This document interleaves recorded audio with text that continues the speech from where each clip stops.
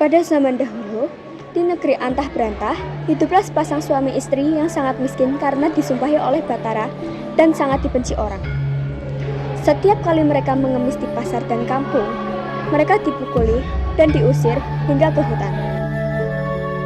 Akhirnya, mereka tinggal di hutan dan hanya memakan batang kayu serta buah-buahan. Setelah beberapa lama, istri si miskin hamil selama 3 bulan dan teramat ingin memakan buah mangga yang ditanam di taman raja. Si miskin teringat kutukan masa lalunya ketika ia masih menjadi raja di Keinderaan saat ia tidak ingin mempunyai anak. Namun kini istrinya mengandung dan ia berkata, "Istriku, apa kau ingin membunuhku? Kau tahu masa lalu kita. Jangan meminta sesuatu. Kita tidak bisa mengambil buah mangga yang ada di taman raja." Setelah istrinya mendengar perkataan suaminya itu, ia semakin menangis. Lalu suaminya berkata, "Diamlah istriku, jangan menangis. Aku akan mencarikan mangga itu untukmu." Istrinya pun berhenti menangis. Lalu si miskin pun pergi ke pasar untuk mencari buah mangga. Di sana, ia ragu untuk meminta mangga karena ia takut dipukul oleh orang-orang. Pedagang buah pun berkata, "Hai miskin, apa yang kamu inginkan?" Si miskin menjawab dengan rendah hati, "Jika Tuan berbelas kasihan, berikanlah saya sebiji buah mangga yang sudah busuk, Tuan." Orang-orang di pasar merasa iba mendengar kata-kata si miskin itu. Lalu, mereka memberi mangga, makanan, pakaian, dan bahkan buah-buahan yang lainnya. Si miskin heran karena biasanya ia dipukul dan diusir. Setelah ia berpikir seperti itu di dalam hatinya, ia pun pulang ke hutan dan berkata kepada istrinya, "Ini buah mangga, makanan, pakaian, dan buah-buahan." Namun, istrinya menginjak-injak semua pemberian itu sambil menangis.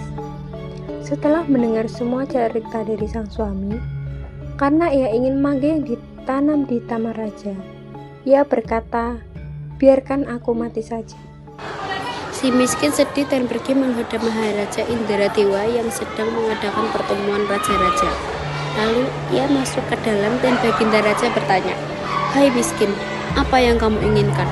Ia menjawab sambil bersujud, "Tuanku, ampunilah hamba. Hamba hanya ingin meminta buah mangga yang sudah jatuh ke tanah, Tuanku." Raja bertanya, "Untuk apa mangga itu?" Si miskin menjawab, "Untuk dimakan, Tuanku."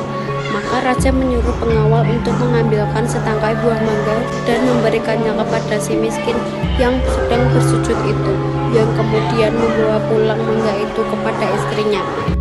Melihat mangga dari taman raja yang dibawa oleh suaminya, sang istri tertawa senang dan memakan buah mangga tersebut. 3 bulan kemudian, sang istri menangis. Ia mengidam buah nangka dari taman raja. Dengan cara yang sama, si miskin mendapatkan buah nangka yang ditanam di taman raja untuk istrinya yang sedang mengidam itu. Selama istri si miskin hamil, banyak orang yang memberikan makanan, pakaian, beras, dan peralatan kepadanya. Pada malam hari ke-14 bulan itu, saat bulan bersinar terang, istri si miskin melahirkan seorang anak laki-laki tampan bernama Marakarma, yang artinya anak dalam kesulitan. Dengan takdir Allah Subhanahu wa Ta'ala melimpahkan kepada hambanya, si miskin pun menggali tanah untuk membuat tempat tinggal untuk keluarganya. Ketika ia menggali tanah untuk menancapkan tiang, ia menemukan telajuk besar berisi banyak emas. Istrinya pun datang dan berkata, "Emas ini tidak akan habis sampai anak cucu kita, suamiku." Mereka pun menjadi kaya dan membeli berbagai barang kebutuhan mereka untuk sehari-hari. Setelah selesai membeli barang, sang suami mandi dengan jeruk nipis dan kemudian menimang anaknya sambil berserulah si miskin kepada anaknya, "Jika engkau benar anak dewa yang menerangkan wajah ayahanda ini, jadikanlah negeri hutan ini lengkap dengan kota, parit, istana, menteri, rakyat, dan raja-raja besar." Permintaan itu pun terkabul. Si miskin pun menjadi raja dan berganti nama menjadi Maharaja Indra Angkasa. Istrinya menjadi Ratna Dewi dan negeri itu dinamakan Puspasari. Jangan mudah percaya pada prasangka buruk. Orang-orang membenci dan mengusir si miskin hanya karena rumor dan sumpah. Padahal mereka sebenarnya tidak jahat. Ini mengajarkan agar tidak menilai seseorang sebelum mengenalnya. Nilai moral dalam hikayat si miskin antara lain adalah kesabaran dan keikhlasan dalam menghadapi kesulitan, kebijaksanaan dalam mengambil keputusan, saling tolong-menolong sesama manusia, serta pentingnya tidak mudah percaya pada seseorang atau ramalan. Hikayat ini juga mengajarkan untuk menghormati orang tua dan percaya pada takdir Tuhan.